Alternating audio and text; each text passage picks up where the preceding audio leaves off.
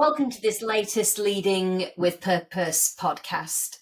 Great to have everyone here. And this week we're talking to Tricia Williams. She's Managing Director of Northern Trains. And for a sector in a sense that we possibly don't see as many women part of as we'd like to, it's brilliant to have someone who's a woman and leading one of those rail companies. And we'll get into a little bit more about what Northern Trains is doing on the Purpose Coalition and in a sense that social mobility impact that all rail companies have. But Tricia, great to have you part of the podcast today.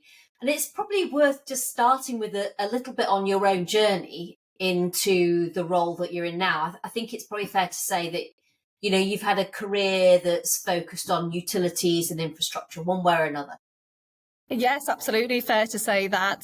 Started my career in utilities too many decades ago now, and spent 2 decades in utilities, water, wastewater, electricity. So big infrastructure, nationally significant, serving millions of customers actually in the northwest of England. And then I moved into transport, into Manchester Airport Group, again, nationally significant infrastructure, serving millions of customers. So it probably is a natural step for me to move into rail. It probably wasn't ever on my career tick list, but when I saw the role at Northern, and I actually joined as Chief Operating Officer in 2020, it was the role really that attracted me, and it was that sweet spot between, again, that nationally significant infrastructure and the sweet spot with customers who really needed rail, particularly at that time because of COVID. But obviously, it's got such a huge impact on economies and communities, etc. So, yeah, seem to stay in the north, which is a massive passion of mine, and that lovely connection of infrastructure, assets, and people. And I guess over recent years, you know, steadily grappling with Northern Rail, you know, the performance and looking ahead to investment with new rolling stock, but sort of almost juggling all of that at the same time, I guess, Tricia.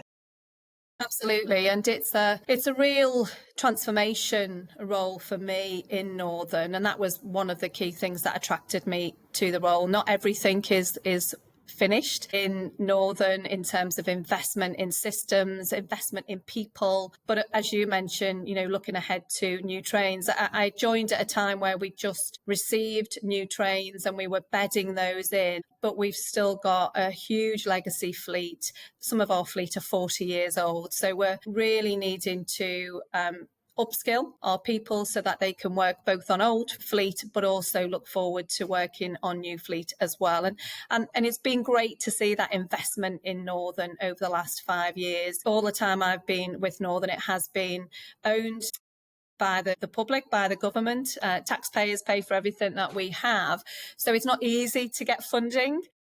And that's even when you can see, it's very obvious that you need that funding. So it's a balance of looking for the right business cases to invest in the things that really need investment and prioritising those, but actually keeping those services running each day that are essential for our customers.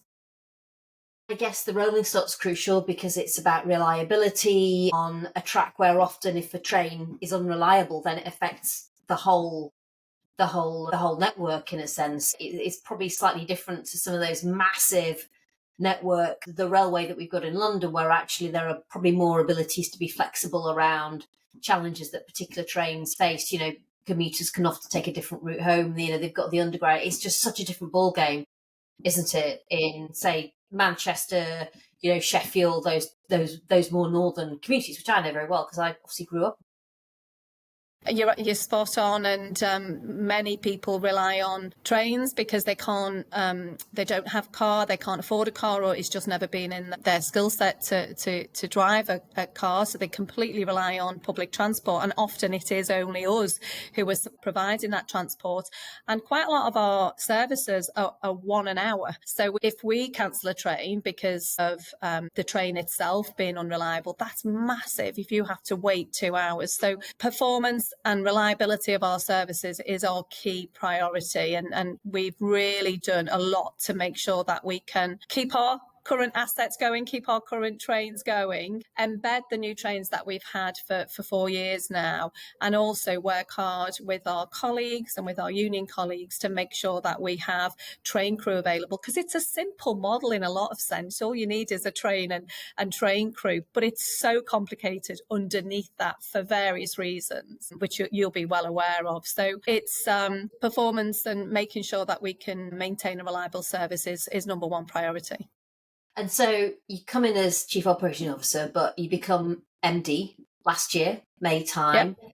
That's a big step up. And where do you see the priority areas? We've started to get into them a little bit, but let's talk about them, and let's then talk about some of the Purpose Coalition social mobility piece of all of this. When I took this job last year, I went out to all of the colleagues in Northern and talked about 3 priorities. Incidentally, the first one was purpose.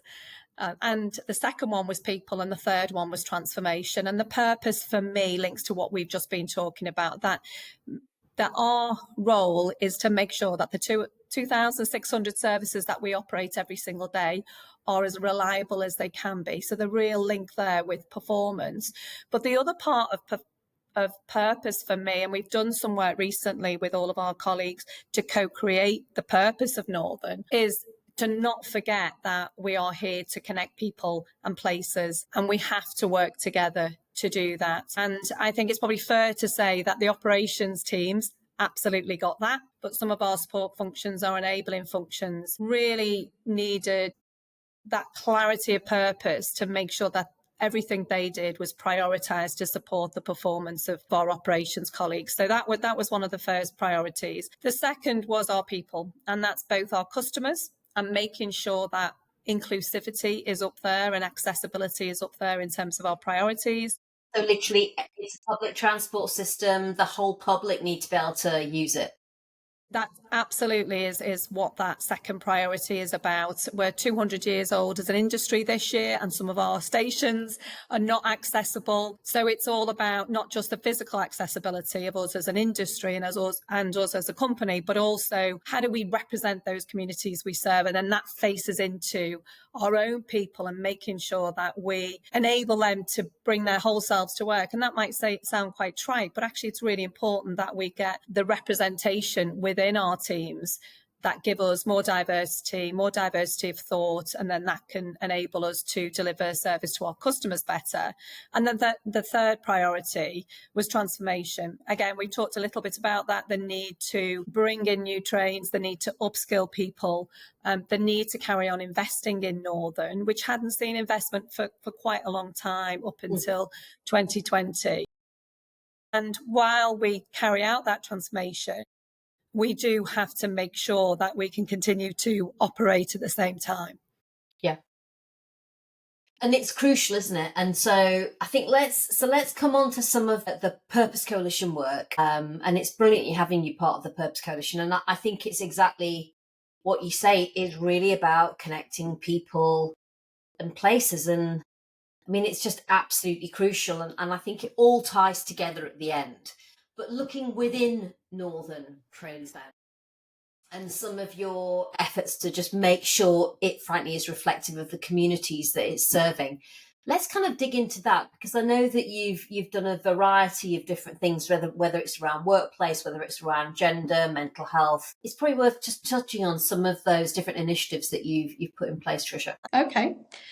We've developed an EDI strategy, as most companies would do. One of the interesting things for us is, as well as women, minorities, we've also included men in our EDI strategy, which sounds very rational, but actually that's not always the case. And that's because 80% of our colleague population are male. So we didn't want to exclude our men. We both see them as allies for women and for all of the other categorizations we have in our strategy, but also as men in their own right. So we're doing a huge amount right across all of the different colleague groups that we have. We've joined the White Ribbon group. I'm a champion in that. We have reviewed all of our policies. For people who are less familiar about the White Ribbon group, what that's all about, Tricia. So it's a campaign that is all about no tolerance for violence against women and girls. Mm-hmm. And we wear a white ribbon, and you can be an ambassador or you can be a champion. And we felt it was really important for us. Some of our customers don't always feel safe travelling on our network, standing at our stations. So the more we talk about it, actually, the more ideas we get about how we can create safe spaces within our own environments, but also as people use our network. So our conductors, for example, can provide really good support for anybody who is travelling who might feel vulnerable, and we coach them and train them in that. That's something that the White Ribbon campaign is focused on. We've looked at all of our policies, so menopause policy, parent policy, and we've engaged our colleague groups to help us look at those, to make sure we use the right language, to make sure they're up to date. That's gone down really well. We're looking at all of our recruitment campaigns to make sure that they represent the people who may not have felt represented by rail in the past. Yeah. We do quite a lot of community work, that's probably the understatement of the year, to make sure that we can target those maybe harder to reach communities, again, ones who may have not felt that rail travel was for them, never mind a career in rail. And all of that is leading to really good engagement from both women, but also from men as well. And we've done a huge amount with companies like Andy's Man Club to make sure that we can reflect what men are worried about in workplaces. You know, it's good to talk. So there's a huge amount going on. I'm really proud of the work we're doing in this space, actually. But you always want to know what other people are doing. And I think that's where the Purpose Coalition come in, because we can talk to other members to find out, you know, if we got any gaps, and we can then look at going again with our different campaigns. And I think what it means is you don't really need to reinvent the wheel, as it were, because generally on whatever social mobility issue we're talking about, whether it's how to work with suppliers or some of this internal stuff that you've just been talking about, or some of the community work, which we'll come on to talk about for Northern, you know, there's always one of the businesses that has really focused on that and is always happy to share what they've done, you know, and I think sometimes that's what they've done that works. But other times it's what they've tried to do that hasn't worked, and the challenges. And I think all of that means that for Northern, on the journey that you're on, that we've been talking about, actually, yeah, it just means you can get further faster. And Tricia, you mentioned some of the community work and obviously the connectivity work. Just explain some of that, because I agree, having been a local MP, I think people often use a transport system, but they don't ever really think about the careers that might be on it and, you know, some of those opportunities it can provide. So tell us a little bit about that outreach work that you do into those very different communities. One of the ones that I can talk about recently was Leeds Station Safety Week. So this is obviously an area, an environment where we want people to feel safe, and children in particular. So we encouraged and arranged and organised for hundreds of school children to come along and just understand how the railway works, get on a train, and how to be safe around the railway. And not only are you then looking at making sure that children don't trespass on the railway, but then you start to subtly introduce them to a career in industry as well, in the rail industry. We do a huge amount to maybe bust some of those myths that people have about who would work on a railway. And we've got fabulous women who are more than willing as conductors and drivers to go out there and talk to children and school children about what they do, and they don't have their uniform on initially, they just have their normal clothes, and the children try and guess what career they're in. And when they find out it's rail and they're maybe a driver, they're suitably shocked. So we do quite a lot with schools. There's a great initiative we have where we've introduced a group of women from Lancashire, from the Asian community, to a group of women from Yorkshire from the Asian community, both of whom had not seen rail as a means of transport for them, but by connecting them together to help them try the train. And we do a lot around try the train for those communities who maybe have been reluctant in the past. They've now developed social links, and they travel across and have days out together. So there's quite a lot we do directly with our community teams, with the community. But we also do a huge amount with groups like station adopters. Manage over 460 stations. We travel through 500 stations. So we are very keen to support those people who see the station as a community focus and a place for them in their own right. So we do a huge amount to make sure that we can support them to brighten the stations up, whether that plants, and there are some fantastic examples of that right across the network. And then I'd probably include community stakeholders who represent lines as well. So they probably are less about the volunteer work that we see around stations, although they are volunteers, but it's more about the services we provide, and they will help us. For example, I've bumped into one of the team who look after the Ormskirk and Southport line. When I say look after, they're very passionate about it and they lobby for it. And I've met them out and about, and they've been counting customers for us to help us understand who's using the train and the train services. So the community work, I would say, it's both direct with those communities who we want to either educate and influence to come to rail as a career or use the rail as services, those station adopters and just fantastic volunteers who work in and around to make them a better place to be, and then those groups who really lobby for additional services or services that suit their communities better. And of course, one of the investments, we talked about how important that is, particularly for Northern trains, is I think the Northumberland line. Yes. And some of the, brand new connectivity that you're bringing to people up there, and presumably brand new communities as well, Tricia, that will be, stakeholders and cheerleaders for some of those services. Absolutely. So we've really thrilled with the success of the Northumberland line, and it hasn't even opened all of its stations yet. So it went live in December. And it's a line that goes from Ashington in the northeast to Newcastle. And up until when it was opened in December, the communities in and around that area hadn't had a railway that served their purposes as passengers since the 1960s, so 60 years without a railway. And so it's been brought back to life. It had been used for freight, so new stations, new track, refurbished track. And I'm really pleased to say that as of a couple of weeks ago, we've now seen 350,000 journeys on that line. We've recently opened Newsham Station, and what you can see from that line now being opened is that direct social value and economic value that a railway brings. So people can now travel direct to Newcastle within 30 minutes for a cap of about £3. And that means it takes cars off the road. It means people don't have to do long journeys, because it was taking them probably over an hour by road. It has connected people to opportunities. And that's what I think rail is all about in terms of the purpose, is making sure that people can connect with leisure opportunities, education opportunities, work opportunities, and then that seeps back into communities and delivers that social and economic value. And so that 350,000 journeys, how does that stack up against what you were hoping for the Northumberland line? And I suppose when it's fully open, what are you aiming for? Just, do you think, where do you think you get? It's a great question. It's probably on track to deliver everything and more that the team expected. It's been quite hard to measure that, just because the stations that are still to be opened aren't yet open. So when all of the work is done, all of the stations are open, we will do a review to understand how it is meeting expectations. And we're just working with Northumberland County Council at the moment just to look at how best to do that.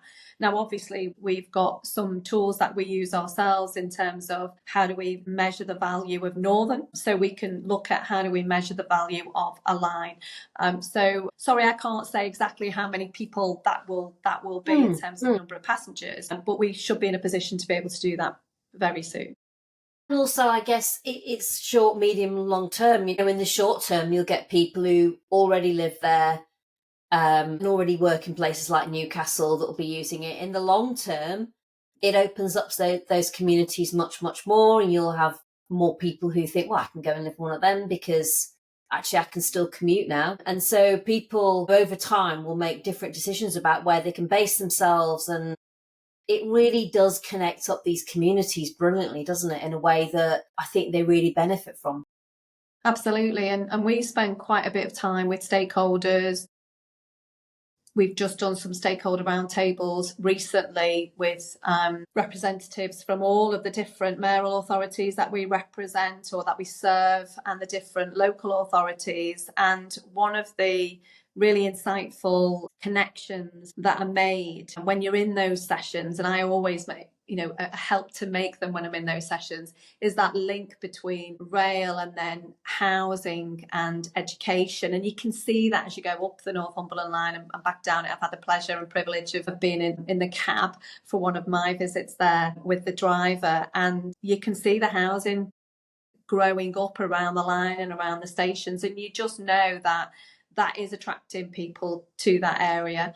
They will bring money and investment, and they will bring their wages from maybe jobs that they're going to be able to get that they might not have been able to get before through the railway being there, and then that helps the local community. So it's that added benefit of rail, not just the direct benefit of people's journeys day in, day out, but what does that mean? And to your point about the wider community and the houses and the businesses that grow up around the network. It's so interesting because obviously as an MP from the north, I represented Putney in London, and our tube line is the district line, and it's called the district line because it was built to connect up these districts, not in the centre of London with London. And actually on the back of that, 140 plus years later, I'm sat in like the whole city, if you like, crunched outwards, housing-wise, over the coming 20 to 25, 30 years after the line was put in place, simply because it did exactly that. It enabled people to think, well, I can live around there and have a job, in this case, in the centre of London. But I think it just underlines how that connectivity point for transport it's so much more than just an individual on a train getting to the opportunity. It's the way it brings alive entire communities potentially through connecting them all up to some different places and different opportunities, as you say.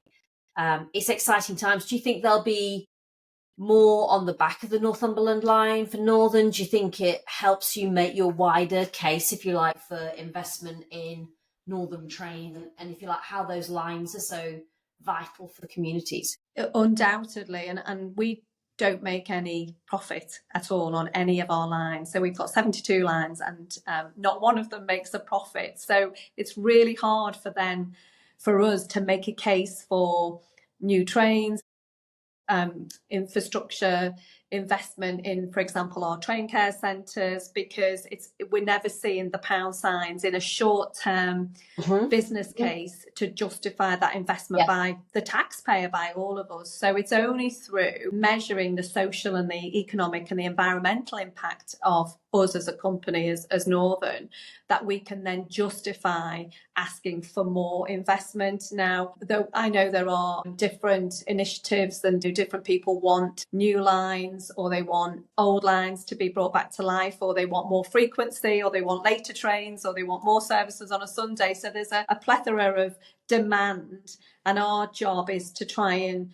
make sure that we can help our stakeholders prioritise what their requests are, and we do that through the different combined authorities we work with, and obviously the government. But it's really important that we understand that as well, because we're really well positioned to be able to understand and demonstrate the value of what we offer. And on a rough estimate, we believe, and when I say rough estimate, there's a lot of data that substantiates this. We believe that for every pound you invest in us, we will deliver £4.50 worth of economic value. You can see the direct link there between rail and then making case for investing in more services, better infrastructure, maybe more stations, more lines, because it will deliver that economic and social and environmental value.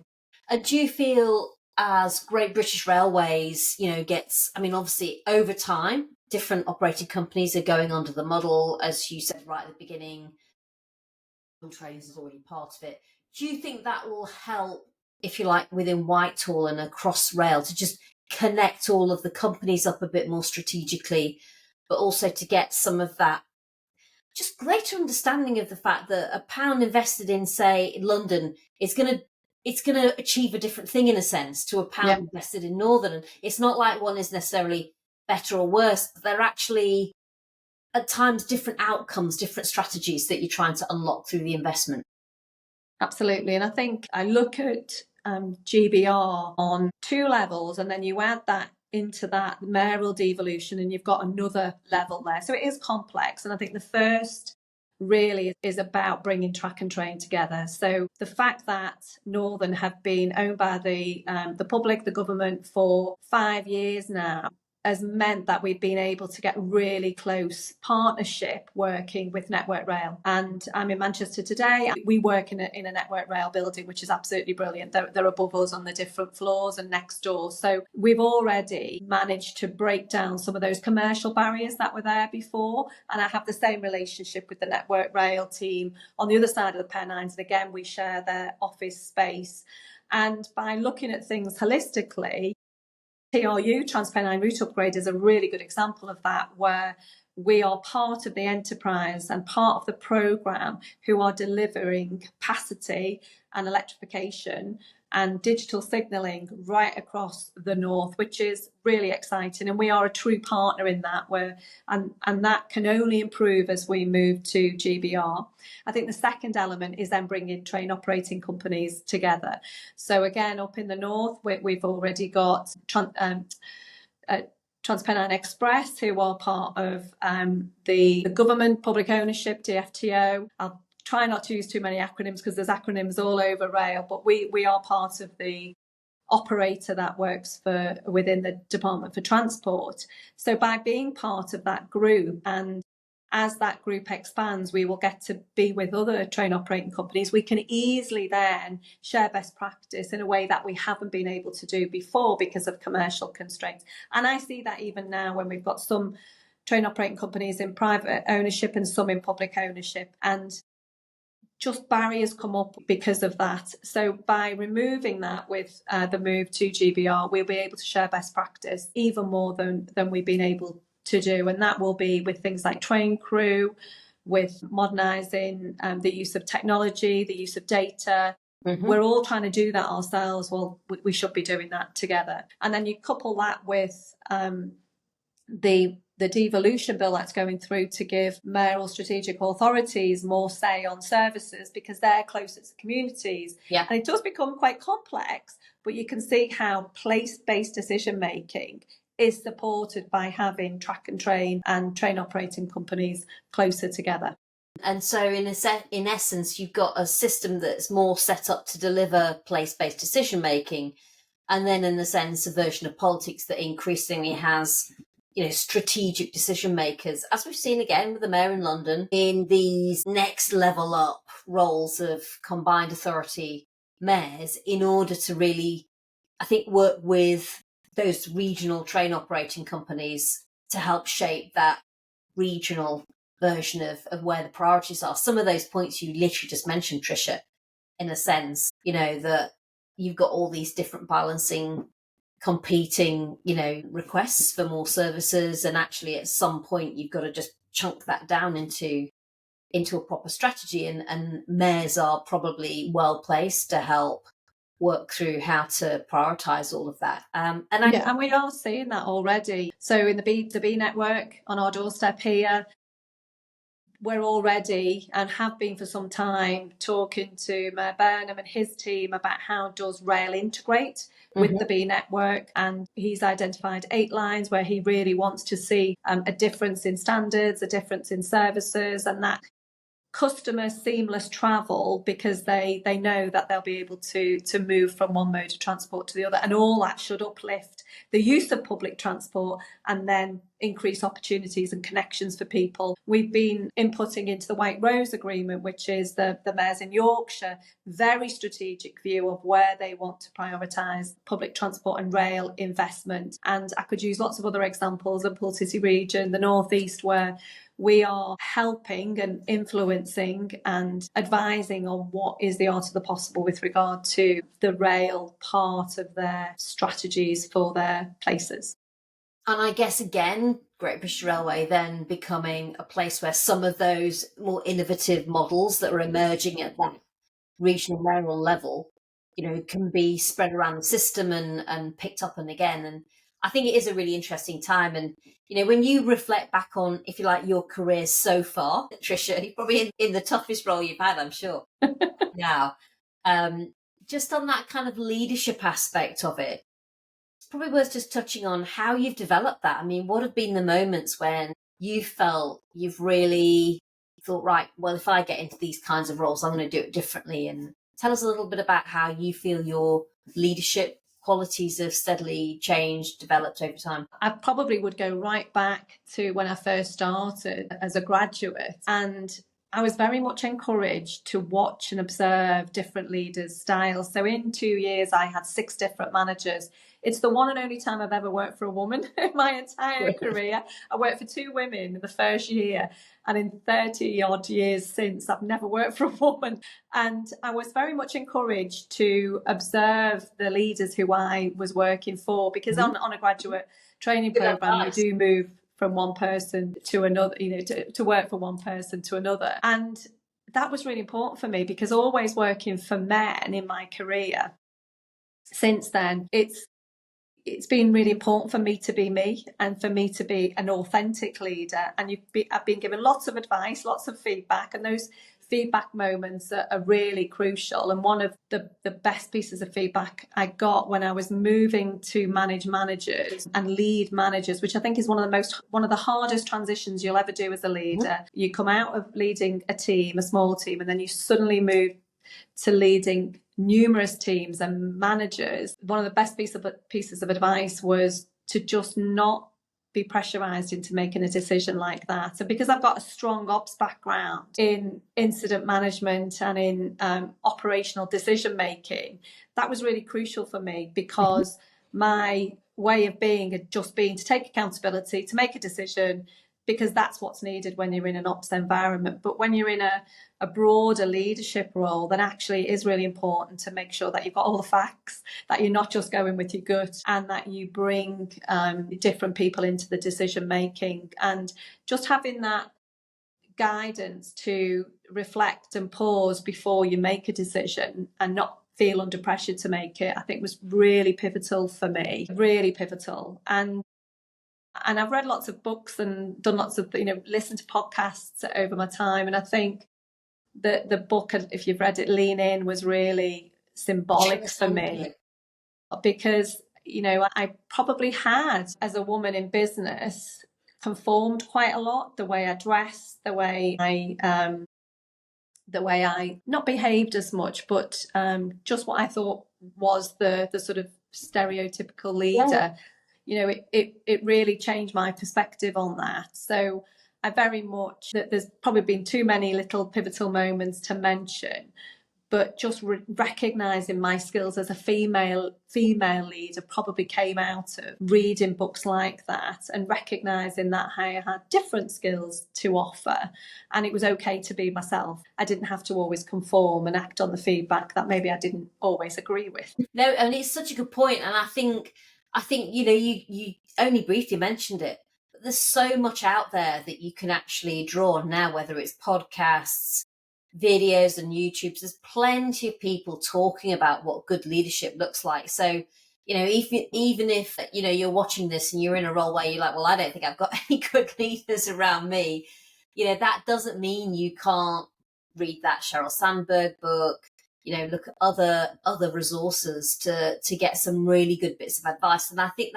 that thing about, that somebody said to you about not being rushed into a decision, just stopping and thinking, do I have all the right information? Who do I need to bring into this? Who do I need to get kind of broadly on side with it before I kind of jump in? Is such good advice. I think that's absolutely brilliant.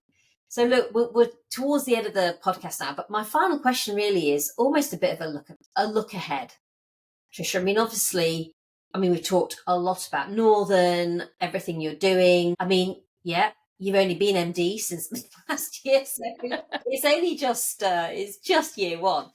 But when you look ahead, where do what are you most excited about? Where do you see it going? Coming back to those priorities, where do you hope to get? It's been something close to my heart in the last month because we've been carrying out 4 leadership conferences. We've got 7,000 people in Northern, so we get all of the leadership population together. And one of the really exciting elements of getting all of the people together was to share the strategy with them. So we will absolutely underpin everything we do with high performance in our train service. So we're aiming for reliability and time to get to a station, we call it time to 3, at 90%. You might say, well, why isn't it 100%, Tricia?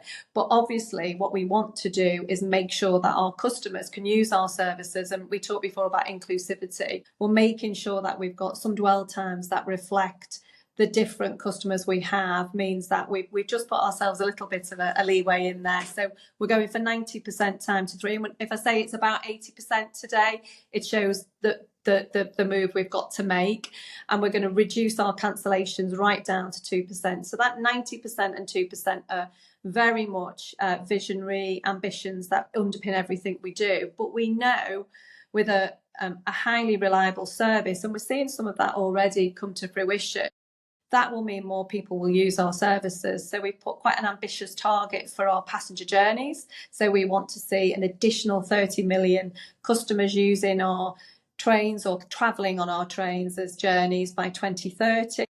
And then all of that is underpinned by a safe railway, and that will be safe for women and girls, but it's also the safety that we have in our operation as well. And one of the key pillars of the strategy is to make sure that we create an inclusive environment for our people and that reflect the communities that we serve. So those pillars were shared with our teams and our managers, and it does seem to have really resonated, and we shared our new purpose at the same time, which is all about working together to connect people and places across the north. So just some simple messages. Clarity is what we really need in a very complex environment. So I'm really excited because we're underpinning all of that with ambitious plans to invest in our people, to invest in our trains, to invest in our stations, and to carry on working closely with other partners in the industry, but also those strategic mayoral authorities we were just talking about.